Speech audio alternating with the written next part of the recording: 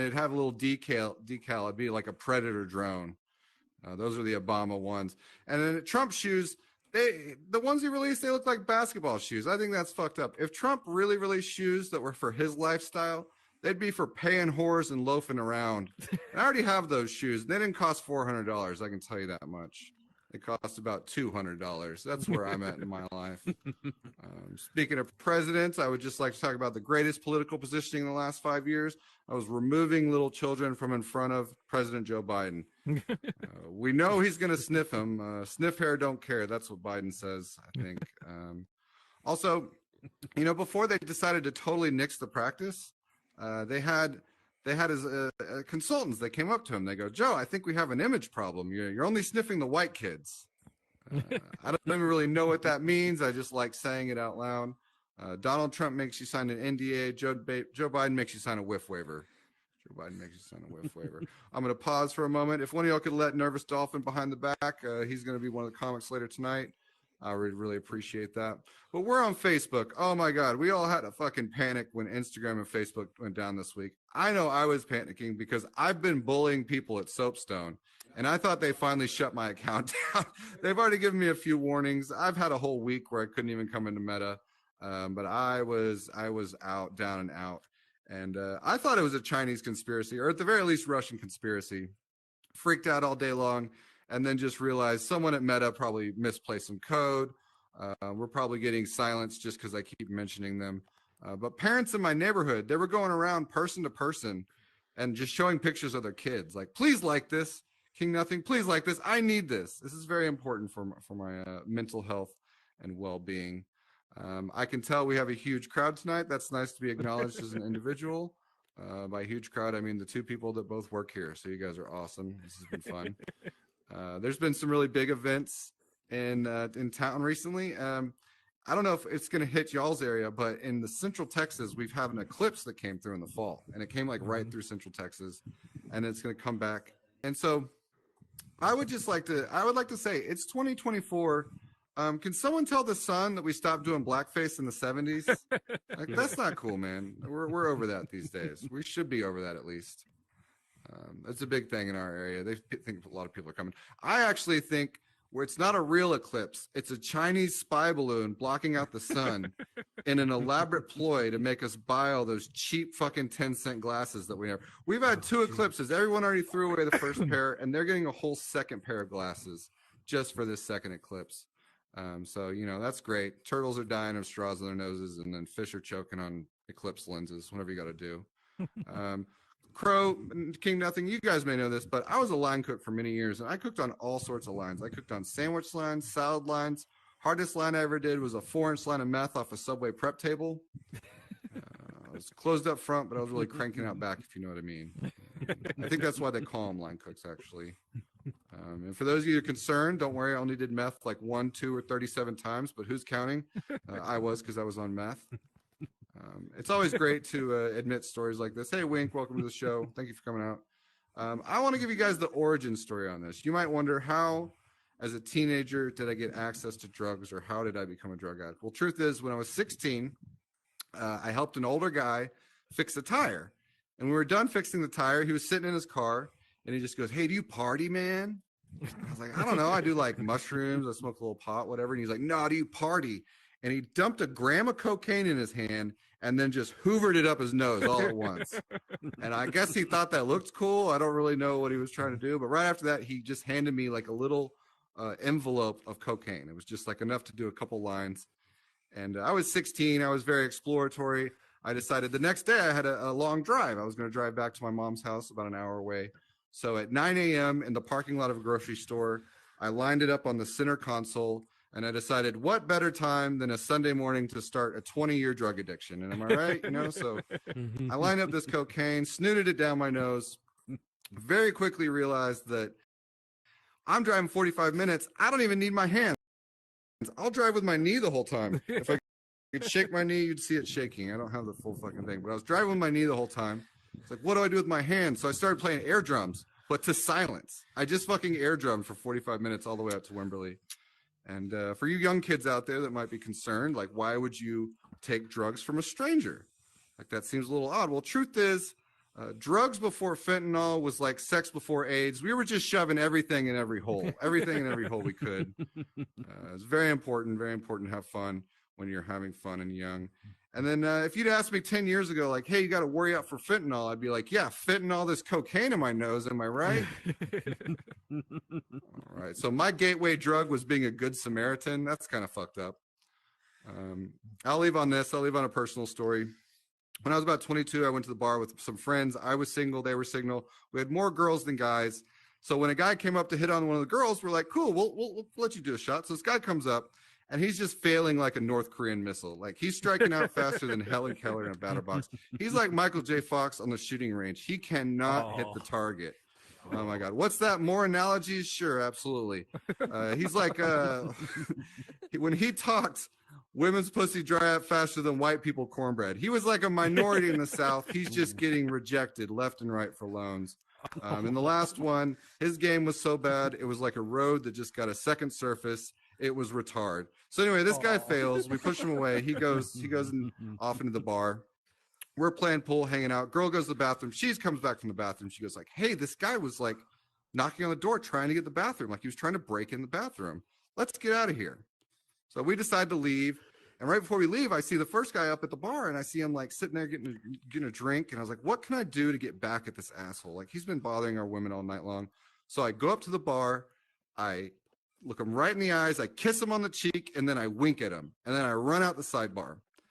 Now he's a little bewildered and confused. And we get outside, and all the girls are just like, oh my God, Jack, you're being so silly. What are you doing? Why'd you do that? I was like, that guy was fucking with you all night, trying to get in the bathroom. I wanted to fuck with him. And they're like, no, those weren't the same guy, Jack. So I just kissed some like random dude in a bar, in like a punk rock bar. And I'd forgotten about this story until years later. I was at this Pride event, and there was this guy giving a speech, and he was basically saying, like, when I was younger, I felt like I had to hide my identity. I felt like no one ever acknowledged me. And then one night at this punk rock bar, a gay man could see through my veil, and he came up to me and kissed me. And ever since then, I've totally embraced my sexuality. All right, that was a whole lot of fun. Let's bring up your first comic for the night. Thank you guys for being so patient. Please welcome to the stage the wonderful, the fantastic, from San Antonio, Tiger Ruiz. Whoa, Tiger. What's up, guys? Hey. What's up? Okay, so who do I know here? Carl? What's going on, Carl? Is Carl alive? He's a camera bug, just like you missed the camera that's on him. Fucking MP. He's an NPC. Okay. Yeah. Well, dude, it's good to be back, man. Holy shit! This is a nice place. Y'all definitely got your income tax, so you fucking upgraded it. Yeah. This is nice, man. The Crow's here. We got Wink 6761587. Looking nice. How's it going? How tall are y'all in real life? 6 foot. 6 foot shit. Well, how tall do y'all think I am? 5, 6. Fuck you. Oh, you're an asshole. I was gonna go 5'4", but well, you're right. So you're even more of an asshole. Yeah, dude, I'm 5'4", guys. Yeah, dude, it's not fun. You know what I mean? Like I definitely feel like it's definitely held me back on wanting to do things with my life, being short. You know what I mean? Like, I'm 5'4". I wanted to be a bodyguard. What the fuck am I gonna guard? You know what I mean? Like a Mexican chocolate factory. It's not gonna go well. It's not. It is, dude. It sucks. It sucks being this short. I used to, believe it or not, you guys, I used to date a girl. Remember, I'm 5'4". I used to date a girl. She was 6'1". Yeah, sex was complicated. Yeah. Yeah, dude. Look, I'm 5'4", bro. I can't jump that high. You know what I mean? Doggy style is my favorite position. I'll end up somersaulting over her. Like, horrible. You know what's funny? You know what's so fucked up about today? I was so eager to do this for you guys, and I thought it was a real show, so I started putting fucking gel in my hair and getting ready. That is, I'm not even kidding you guys. I got home, I told my wife, I'm like, babe, I gotta get ready. I got this show. It's for Jack. I mean, he has his own little talk show, and I'm putting gel in my hair. She's like, aren't you going to the fucking metaverse? Oh, dude, this is great. But it's good to be back, man. I just have some new things about me. I started making cocktails. Like, I got my home, like my own little cocktail setup. I got my little muddler, the fucking smash the strawberries, and I got a fucking the strain. I got the whole setup. So yeah, right now I'm wasted. Just a little bit. Ladies, come on in. How are you? Have a seat, kind of, or this is a metaverse stand. This is good. So, ladies, y'all came in right on time. I was just about to talk shit about my wife. I love my wife, you guys. She's great. She's one of the best people ever. She's just one of those people you don't want to watch a movie with because she doesn't know how to shut the hell up. You know who you are, ladies in the back. If you're someone who you're like, I can never find no one to go to the movie with, you're that person who won't shut up. It's you. I can't do. My wife's one of these. She's one of these people. Like, she has to point out things in the movie that have nothing to do with the movie. You know what I mean? Like, absolutely nothing to do with the movie. You guys. One time we were watching a movie, and we had like 5 or 6 people over, right? And in the middle of the movie, she paused it. She paused the fucking movie, and she walks up to the TV screen, and she's like, and at this point, I thought maybe she found something of substance. You know what I mean? Maybe there was something in the movie, a little Easter egg that I missed or that we didn't catch. So I'm interested. I'm like, what's up, babe? What did you find? What did you catch? She walks up to the screen and she's like, oh my gosh, babe, look. We have those same curtains. Bitch. Are you kidding me? I want a divorce. That's how far I'm willing to go. I love movies, you guys. I love movies so much. Have we all seen Forrest Gump? Yep. So we're familiar with the movie, right? Before I get into it, I have a problem with that movie. Tom Hanks, he accomplished so much in that movie. He was a football player. He was in the military. He was a ping pong champion. He ran everywhere he went, and he never fucking got his license. That bothers the shit out of me. It bugs me, man. Anyway, so now that we're on the subject, I showed my wife. You know, she's not a big movie person. I showed my wife this Gut movie with Tom Hanks, and so we're all familiar with it. He plays a mentally challenged man. So we're in it, and about 15 minutes into the movie, you guys. Now my wife doesn't know how to tell the difference between reality and fake life, so she says dumb shit. So we're watching the movie, and she paused it, and she's like, "Oh my gosh, I didn't know Tom Hanks was retarded in real life." What? You think the directors are going out and just getting the exact role for that person? Like, what the fuck? I can't do it, dude. I've actually got her kicked out of a movie theater. Oh yeah, I complained. I complained. She went to the restroom. She would not shut up. She went to the restroom, and I told the guy who was standing by the stairs, I'm like, hey, man, there's a lady sitting next to me about 1 seat down. I had to move down 1 seat. I go, she's 1 seat down, and she will not stop talking, and I think she's recording. Oh, man, you laugh, but, man, she was pissed. So she comes back, she sits down, and she's like, why are you 1 seat? And before she could even finish her sentence, the guy's right there next to her. He's like, ma'am, we're going to have to ask you to leave. We've had several complaints. And she gets up. She's like, come on, let's go. Let's get out of here. This is bullshit. And I'm like, ma'am, I don't fucking know you. True story. True story. Oh, man. We have kids, too, you guys. Does anybody have kids? Yeah. Woo! Fucking kid. We should have pulled out crew. Oh my gosh. So my wife got her tubes tied, so amen. Woo! That's right. No, yeah, so we have kids, man, and it's fun. I like my kids. My kids are great. The only thing is you don't calculate what's going to happen after they grow up. And you know what I mean? Because there's other things that come with kids. It's not just having kids. Like, for example, my kids are growing up, and they're going to go out in the world, and they're going to go make friends, and then they're going to go bring those friends to my fucking house. Right? Yes. And they steal your shit. And they steal your shit. They eat all your food. They track dirt in the house, and their parents suck. Oh my gosh, it's true. So check this out. So my son had one of his friends come over. He had one of his friends come over, and now I don't know this kid. I've never met this kid, so I have to talk to the parents. So this mom comes in. Her name is Stacy. Now, if you ever met a single mom named Stacy, fucking run, okay? Because she's gonna give you the laundry list of things that are wrong with her kid, and now it's Choosing your better. problem. Exactly. She's standing in front of my door. She's like, "Hi, this is my son Mason. Just so you know, he's Oh my allergic to God. cats. He's allergic to dogs. He's allergic to berries. He's allergic to nuts. my He's son's allergic name. to air." I'm staring at this mom like, just so you know, your kid's gonna die here. I don't love your kid. And his name sucks. I do, for real. Fucking her son's name was Mason. Why is Mason always a dick? It's always the Masons, man. I have a Mason. He's a dick. Ah, thank you. Thank you. You're proving my comedy right, lady. Oh man, this is great. This is great. All right, guys. Well, this is I am doing a small spot here, but I do want to do one last joke before I go. I'm pretty sure Jack's gonna be popping out here pretty soon. But so now that I have kids, my wife, she's concerned about my kids getting into pornography. That's one of her biggest fears. She's like, I just don't want to walk in one day when they're older and like bust them watching it.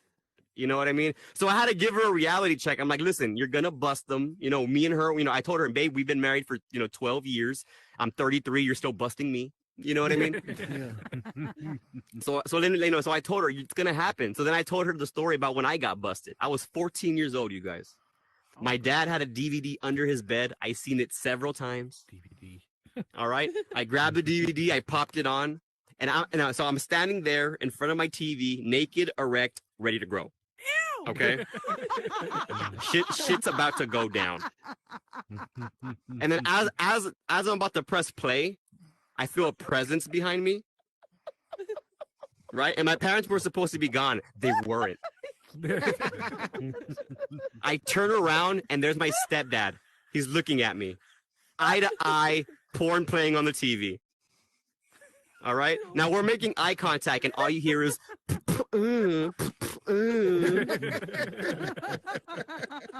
So he looks at me, I look at him, I slowly pick up my boxers. And he looks at me and he says, "You know what, man? I'm not mad at you. I'm just disappointed." So I get embarrassed, right? I get embarrassed. I walk away. I take the DVD out and I hand it back to my dad. And then I realize something. No, Dad, you should be ashamed of yourself. Because you and Mom, y'all suck at making movies. Hey guys, I'm Tiger Ruiz. I appreciate y'all. All right, Give it up for your host, Jack Schutze. Tiger Ruiz. So this is the sit down That was portion great, of Tiger. stand up to sit down. First of all, Tiger, where are you from? Let everybody know San where you're Antonio, Texas, homie. Yeah. from. Fuck yeah. So You're funny. Thank you. Man. when did you know that you wanted to do comedy? After I had kids. That's really like not before that. No, dude, I didn't. To be honest, I was always a big comedy fan. I always watched stand up specials. I George Lopez, Dave Attell. The first CD I got was a Dave Attell CD, and I must have been like 15 years old, man. And I always just like listening to it. I thought he was clever. I thought he was fucking genius. How he would turn a phrase and fucking how his quick punches. Like I was always amazed by how people can do that. But I never thought like I could ever do it myself. I would appreciate it from afar. And I wasn't until like I was like 25 or 26, man, when my wife was like, "Hey, you should try it out." So You're like, yeah. once I have kids, I can do anything. I guess. Yeah. I need some fucking material. Killing it, Tiger. Thank Okay, you. so- Appreciate it. Do you remember the first joke you ever wrote? Oh, I do. Can you I share do it? remember it. Oh shit, yeah, man. The first joke I ever wrote. I like listening to the radio with my wife. Shit. Now I'm nervous. Fuck, because that is an old joke. So I got it. We got it. We remember now. All right. So me and my wife like going on these long drives because we like listening to the radio. Those romantic radio stations in San Antonio. They call them Sunday night heartbeats. You know what I mean? So at night they'll call women will call the radio station, men will call the radio station, and they'll make a heartbeat dedication to someone they love. And it's weird and it's funny sometimes because every now and then you get somebody who's like calling their boyfriend in jail. You know what I mean? And it's like the most ghetto phone call you've ever heard. They just, all right, caller number one, you were in. Who do you want to make your heartbeat dedication out to? And it's just some girl from the West Side. She's like, "Hi, I just want to make a shout out to my boyfriend Kiko. He's in prison for battery. I forgive you, baby. Come back home soon." That was pretty much it. That was the best I got. Okay, so do you remember the first mic, and did you fill the whole time of the slot, or did you end earlier? What was your first mic like, if you can remember? I did. It was at the LOL Comedy Club in San Antonio. I did my entire time, and I actually did really good to where the owner came out or the manager came out, and he was like, "Hey man, you're really funny. You know, I'm gonna keep my eye on you." You know, so it was pretty cool. Damn, did that stay that way, or did you bomb shortly after? Like, You know what, man? I could. I'm not trying to fucking toot my own horn here. I can probably count like on both hands in the 6 or 7 years that I've been doing this, on both hands where I've bombed. Absolutely. Well, you saw me bomb about a month ago with you. It was fucking brutal, man. It happens, dude. No, again, like it again. I don't want to. Again, I'm not trying to make it sound like I have it all figured out. I don't. Like, there's some people who just kind of, I to be fair, I was in drama before comedy. Like, I was in acting classes and stuff. So that definitely does help. Well, what I would, if I give you compliments on the way you perform, you're your authentic self, and you're a likable person in general. So like, Thanks, when man. you come up and you talk, it's not like you're putting on much of an act. So I can definitely see that. Thanks, man. How much did you prepare for that first one? Actually, man, I mean, it was 3 minutes, and I felt like I felt like I prepared for like a week, maybe 2 weeks, like just making sure that every I word waited was like perfect. 6 months before I ever went on stage. I was terrified. I overthought it for sure. Yo, okay. No, So the reason I'm asking all mine these was a comic quick. questions is a lot of the people in the audience are either comics themselves or aspiring comics. So that's why I wanted to go deep on some of the stuff and just kind of each show I'm going to interview the main comic and kind of get to the brass tacks of how they got to this. So you said you got laughs, you got compliments from the owner. What is the worst show you've ever been on? And you don't have to name names. Oh, no. Yeah. It was actually in Washington State. I had just started doing comedy. It had been a year in. I had to move to Washington because my wife's dad has a shitty heart. And so we had to move all the way to Washington. Heart. I know, right? Fucking eat right, man. But no, we moved to Washington, and I had my, it was one of my first, I went to the comedy club, kind of begged the owner, like, "Hey man, I've been doing comedy for a year. I think I'm pretty funny." And he was like, "You know what? I'll let you host." So he actually, on a wing and a prayer, he just let me host, and I did horribly bad. And yeah, it was bad. But he saw something different. He saw that I wasn't afraid. The audience told me I bombed. The professional told me that I had something. So when I said bad show, I generally meant like bad production or like shitty show. Bad production. Oh my gosh. Where the fucking, how much time do you have? You will drive hours to do a show for 5 people. I mean, there's 5 people here, but you get what I'm saying. Like, you'll be listen, like, I've driven an hour and a half, 2 hours for $20-$30. Okay, and I'm okay with that. But if it's a shitty production, oh man, that's like grinding your balls against a vice. It's like, it's horrible. So if you have a show like that, how long do you linger on? Like, so the Washington show. Do you just, on the drive home, you feel like shit? Or do you feel like shit the next day? Or like, how long does it take you to dust off like a bad stand-up experience? Honestly, man, it could. I'm an emotional person. Like, we all have our thing. You know what I mean? For me, if I have a really bad show, it could fuck with me for like a week. Like, it'll like, I won't even want to do a show the next day if I bomb that bad. You cut out a little. You say a week. Yeah, like a week. Like, I wouldn't even want to. Yeah. It'll, if it's that bad, I will go over the joke and I'll watch the video if I recorded it just to make sure, like, what the fuck went wrong. You know what I mean? The one we did in New Braunfels, I thought about it for a week, but I immediately won an open mic competition an hour later. So that's right, you did. But I still thought about, like, what did I do wrong? Like, overanalyzed it for so long, and then since then I've been crushing based on like changing a few small things. Okay, so your journey to on stage, how long did it take you to find your voice, or did you just go up as yourself? That took a while, man. I'm not gonna lie. That getting as comfortable as what I am right now, like that, that took a few years. I mean, some people get it right away, like they know who they are. Me, I was so focused on the writing, I wasn't really concerned with my stage performance. I just wanted to be funny. Was So there like a eureka moment or something? yeah, there changed? was a few years ago, dude. Like maybe a little before I met you. You know what I mean? A few years before I met you, I kind of like it kind of hit me. Even recently too. Like I'm taking my stage performance and how I dress, how I carry myself differently. I'm kind of stepping it up to kind of set myself apart.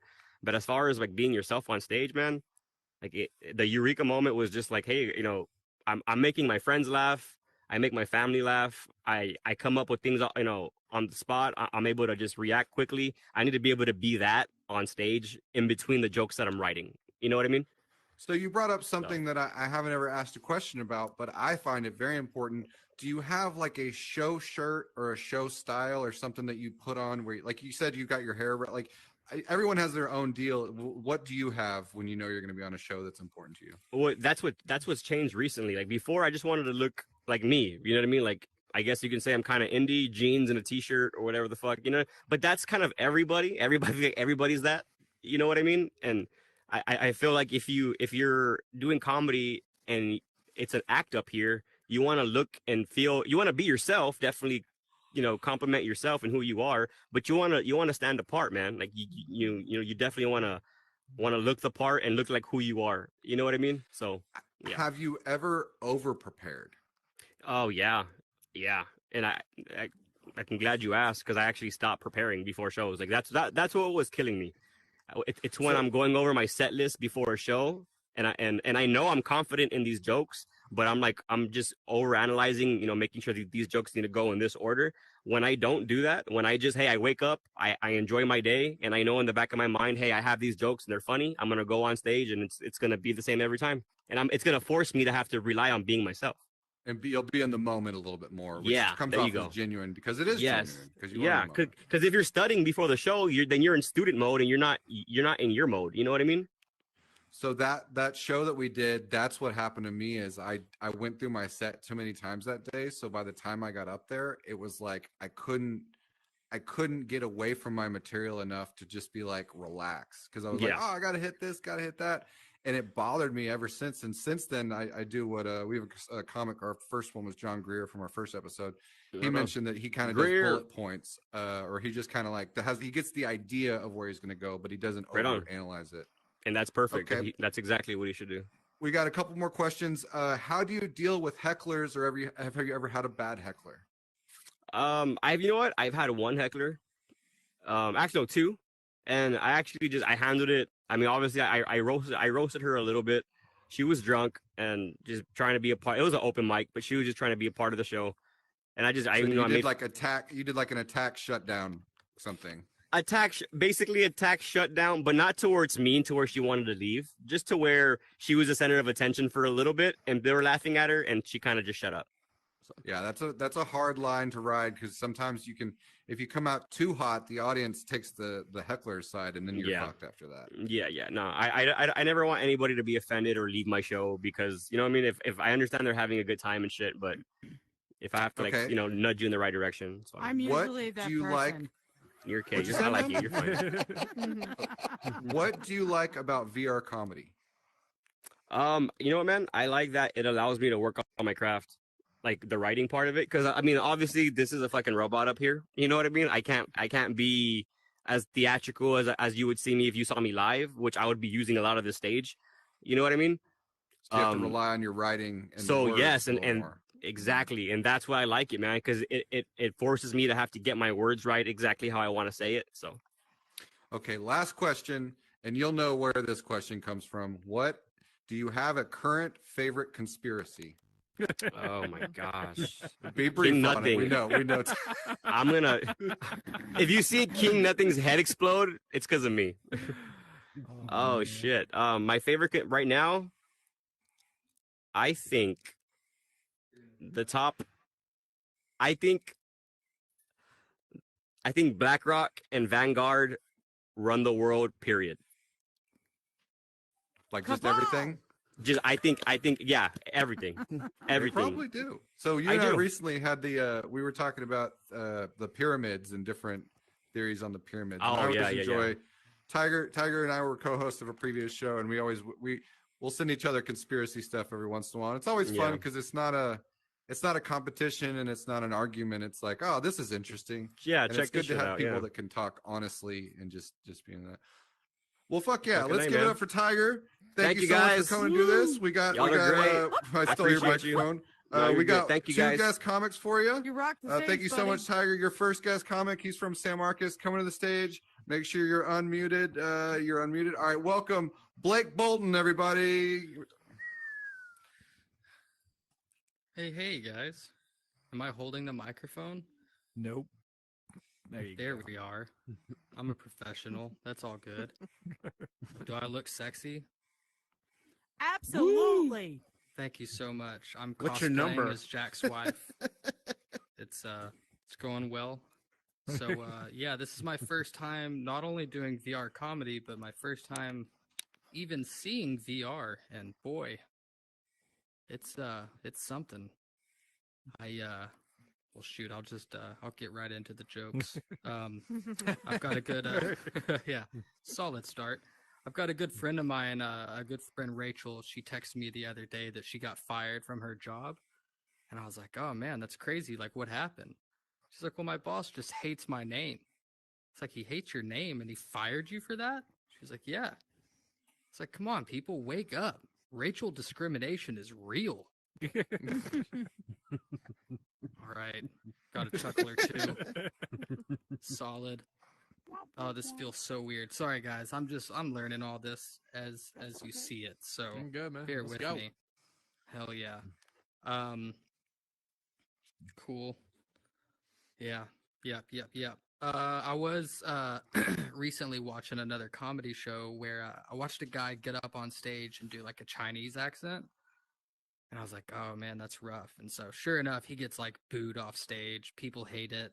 Big uproar. Makes sense. But then the very next comic gets up there and does like basically an impersonation of a deaf person. Oh no. Yeah, we've all heard that. And everybody was roaring laughing, thought it was the funniest thing ever. And I was like, how crazy is that you can do that and just get away with it? And then I thought about it and I was like, well, I guess technically no deaf person has ever heard somebody impersonate them. So that makes sense. It's all good. They might say it's racial discrimination. Yeah. Callback from the audience. That's how I planned that. Thank you. I told that guy to say that, and it worked. Thank you. Let's see. I'm back in the dating world now. It's been a while for me, and so I'm trying to get back into it. And I recently matched with this German chick, and things were going pretty well. She, damn. She was getting pretty serious pretty quick. She was like, hey, is your dick bigger than 8 inches? It's like, hey, I'll be honest with you and say that. What did you say before? 9. 9. Yeah. That's how that goes. Son of a bitch. 2 for 2, crushing it. All right, right. All right. Let's see. We all know about like arachnophobia, right? Yeah. Yeah. Now nobody talks. Arachnophobia. Yeah, the fear of spiders. So my lesbian friend, she was like, "Hey, I think you have homophobia." I was like, "Hey, come on. I'm not scared of them." It's like, I just think that they're kind of, unhygienic and gross. It's called germophobia. Get it right, Stupid. Crushed it. 3 for 3. All right, let's keep this going. I like to put the microphone in my ear. Let's see. I was talking to a guy recently at one of these open mics, as you do, and he was telling me about how he used to be in the army. And so I was trying to be like, know what I'm talking about and everything. So I was like, "Hoorah!"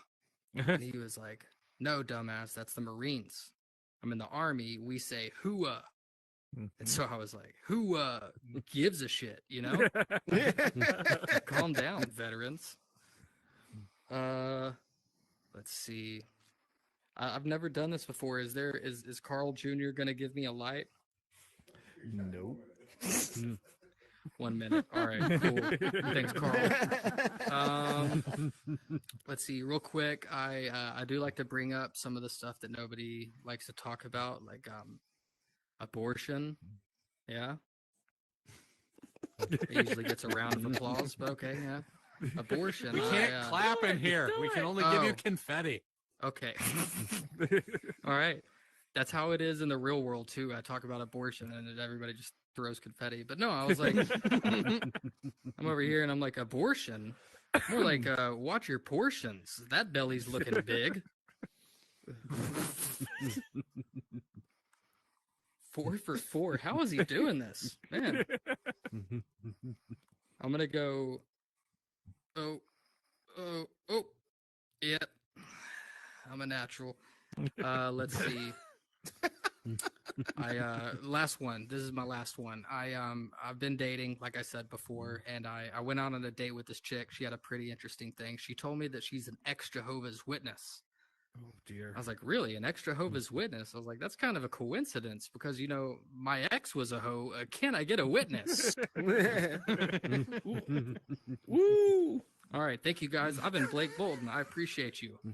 All right, Hell yeah. everybody, give it up for Blake Bolton wearing my wife's avatar because I can't afford a third headset. I'm glad I have two. Give it for Blake. We made it to our last comic. This guy was very, when I started comedy, there weren't a lot of people that wanted to talk to me and give me good advice. This guy sat me down at lunch. He taught me what it was to be a comedian. And without him, I probably would have given up a long time ago. So please welcome to the stage the wonderful Raymond Cabrera. Give it up for Raymond. Hey, he's coming. He's coming. You're on mute.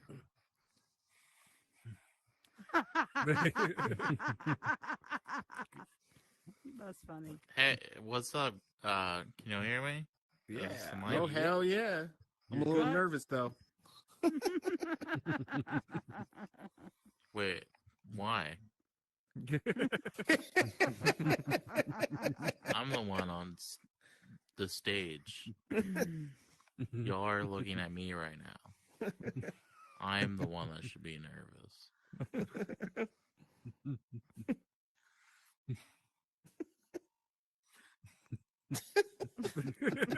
And that's my set. Hey! Alright, that was weird. I'm sorry. I didn't mean to do that. It was a desk chair. It's a coffee cup. Tequila, please. Alright. Hey guys, how's it going? It's great to be here. My name's Raymond Cabrera. I'm a big fan of the Poke Bowl. I don't know if y'all ever heard of the Poke Bowl before. It's kind of this giant bowl of rice and fish and vegetable. The Poke Bowl can really be anything you want it to be, under the limitations of what they have in the Poke Bowl restaurant. I'm a huge fan of the Poke Bowl. And my friends are starting to get really annoyed about how much I talk about it. They come up to me and they're like, "Hey, stop talking about the Poke Bowl." And the thing is it's truly one of the best things ever made. My friends, they tell me they're like, "I don't like the Poke Bowl because I'd rather just eat sushi."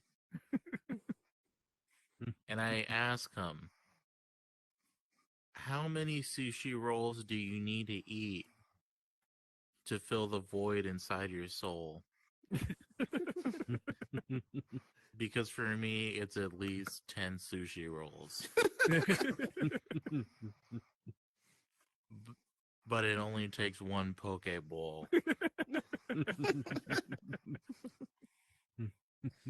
So I'm saving a lot of money in this scenario. My friends will rebuttal and they'll be like, "Well, I've been to poke bowl restaurants and the poke bowls are pretty small and they're pretty expensive. And I'm like, you are going to the wrong poke bowl restaurants. If your poke bowl restaurant doesn't have the layout of a Subway, or the employees don't have the age gap of a Subway, then you're at the wrong poke bowl restaurant. And if your poke bowl restaurant has burritos, then you're at Chipotle.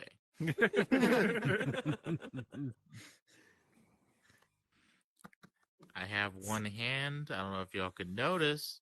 It's not something I bring up a lot. Oh, Wayne came back. Yay. Sorry. Thank you.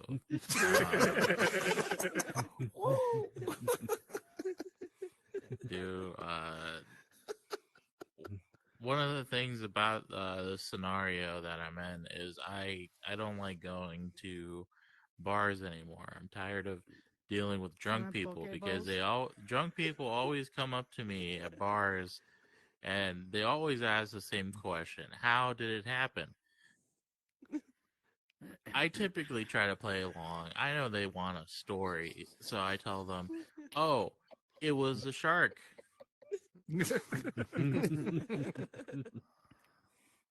And they try to be smart about it, and they rebuttal and say, "No, it was a car accident."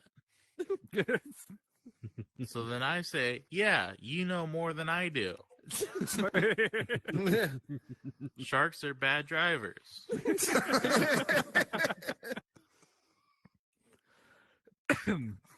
That's fun. Guys, I'll go ahead and brag a little bit here. I'm in my first interracial relationship. Thank you. Thank you for the confetti. Dating a First shark? interracial relationship. I am Hispanic and she has two hands. So it's going great. That's great. I took her to meet the family, which Explain was that one kind to of me later. interesting. I had to give her a old rundown of everything. The one person was my grandma. I had to give her a little bit of context about my grandma, because my grandma, obviously, she's Hispanic, but another thing people don't know is that she hates the establishment. That's why we call her the abolitionist. Oh, jeez.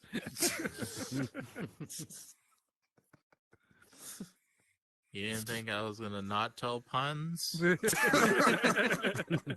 It's just getting worse from here. This is the pun portion of my set. Oh. My urine has been really sticky recently. It's been so sticky that contractors have been hiring me out to fill up crevices in bathtubs and windowsills. Doctor. I recently got into peacocking.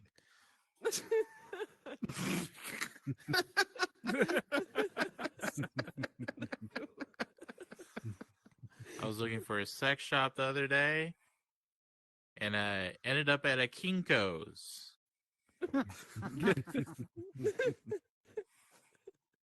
Thank you. I just got the peacocking one.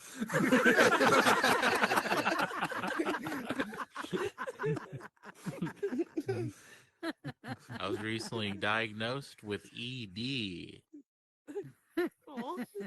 early dementia. Educational dysphoria. Just means I forgot how to get a boner. Is a joke for the fellas. Thanks for the confetti on that last joke.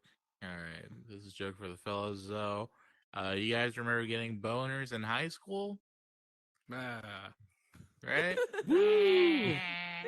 Glad that doesn't happen anymore. Am I right? Well, no. Somebody What's a call that boner? guy. Put that on the mic stand. Wait. All right. Let's see. Here's another one. The other day, I had a friend tell me that he's joining this climbing gym because he heard it doubles as a lifting gym because it has weights.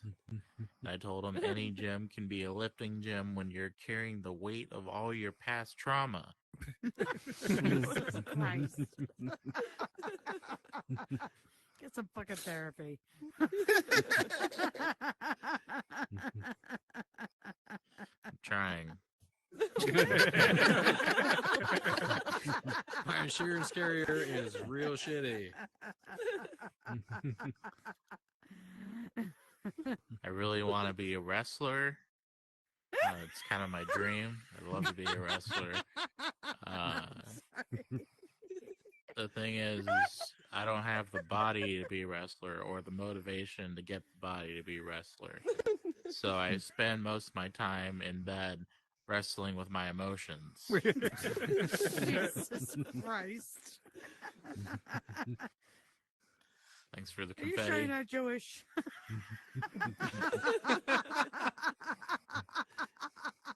Here's the next one. I was recently banned from using the missing persons hotline.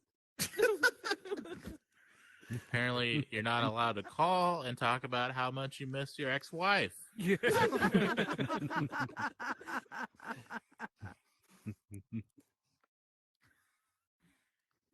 Sad. Here's an impression of my dad. This is my impression of my dad after he loses his keys.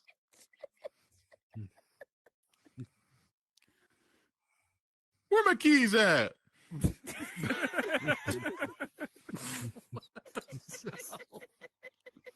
Ew.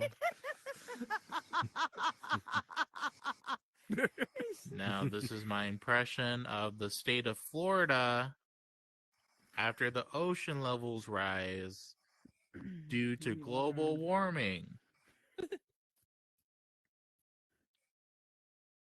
Where my keys at?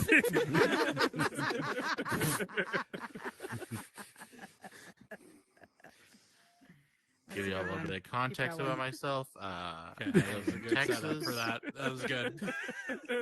Thank you.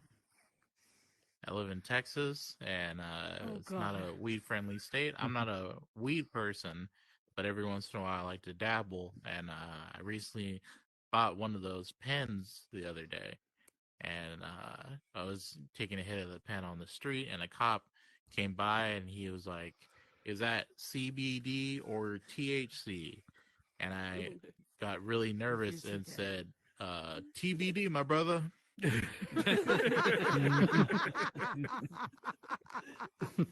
And he was stupid enough, he drove away. Amen. It was a pen. It might be BIC. Fuck this country. Put that microphone back. There you go. Let's see. Use your other hand. Oh shit. That's what she said. Shut up, Blake.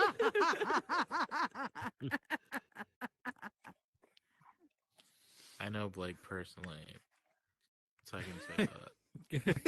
Who's Blake? But also, y'all can say that too. That's I fine. know Blake personally. He's the only asshole who can do use your other hand jokes. Oh no, I didn't give him a pass on that. You know, Blake is the guy who just assumes he gets passes to things, and it gets him into bad situations. If you know what I'm saying. Jack got that joke. All right, I'll finish it off on this one. Let's see.